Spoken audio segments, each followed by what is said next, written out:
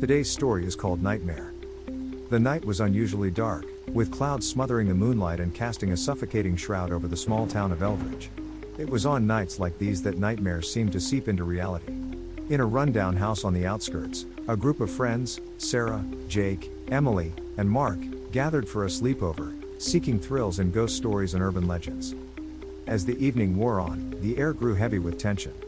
Mark, the group's self-proclaimed horror expert, recounted the chilling legend of the Night Stalker, a figure said to invade the dreams of those who dared to speak his name. "He feeds on fear," Mark warned, his voice low. "If you see him, it's already too late." The friends laughed off Mark's ominous warnings, dismissing them as mere folklore. They settled into their sleeping bags, the warmth of camaraderie pushing back the chill of fear. But as the clock struck midnight, the atmosphere shifted. The room grew colder, and a faint whisper echoed in the corners, sending shivers down their spines. Suddenly, the lights flickered and went out, plunging them into darkness. The whispers intensified, swirling around them like a storm. Panic set in as they scrambled for their phones, the glow illuminating their frightened faces.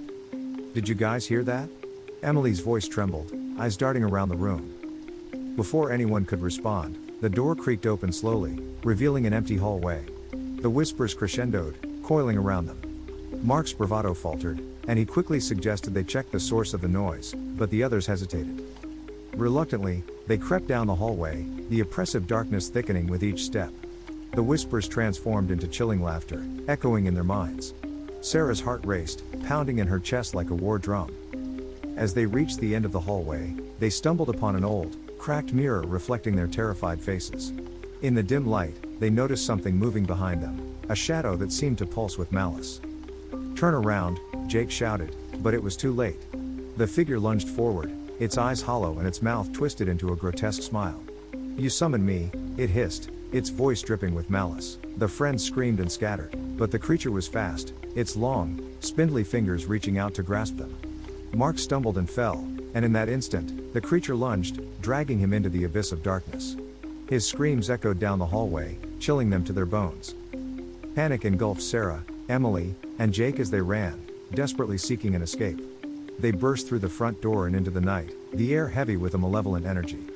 But the town felt different, distorted, twisted. The streetlights flickered erratically, casting eerie shadows that seemed to reach out to them. "Where do we go?" Emily gasped, breathless and terrified. "Back to the house. We can barricade ourselves inside," Jake urged, but Sarah shook her head, her instincts screaming that the house was no longer safe. As they sprinted down the street, the laughter of the Night Stalker followed them, echoing off the walls and filling the air with dread. They turned a corner, only to find that the town had changed, buildings twisted, streets warped. They were trapped in a living nightmare. Suddenly, Emily collapsed, clutching her stomach as if in pain. "It's inside me," she gasped, her eyes wide with horror. "It's in my head." Before they could react, she began to convulse, her body twisting in unnatural ways. The friends could only watch in horror as the Night Stalker's essence poured from her mouth in a black, swirling mist, engulfing her. With one final scream, Emily was silenced, her body collapsing into an empty husk. "Run," Jake shouted, dragging Sarah down the twisted street. They could hear the Night Stalker's whispers growing closer, feeling its breath on their necks. They dashed into an alley, desperately searching for a way out. But the walls closed in around them, and the shadows seemed to breathe, alive and hungry. Just when they thought they found a way out, they stumbled upon a dark void, an endless chasm of blackness. The creature appeared behind them, its figure shifting and undulating like smoke.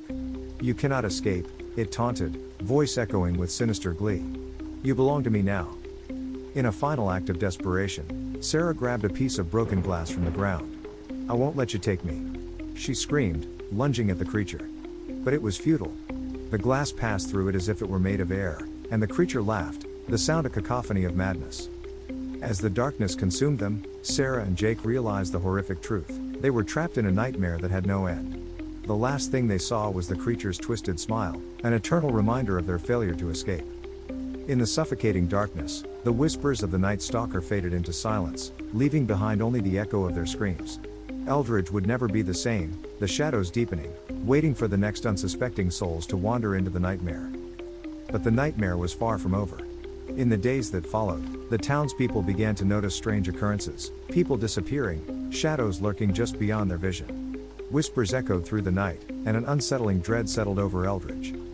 As new victims began to vanish, a new group of friends, unaware of the horrors that awaited them, prepared for a sleepover of their own, unknowingly inviting the Night Stalker back into their lives. Thanks for diving into Nightmare with us. If you found this chilling tale captivating, don't forget to like, subscribe, and hit that notification bell for more spine-tingling stories. We want to hear from you. Share your thoughts in the comments below and let us know what nightmares you've faced. Join us next time as we explore more dark legends and terrifying narratives. Until then, stay safe and keep your dreams close, because you never know when a nightmare might come calling. See you next time.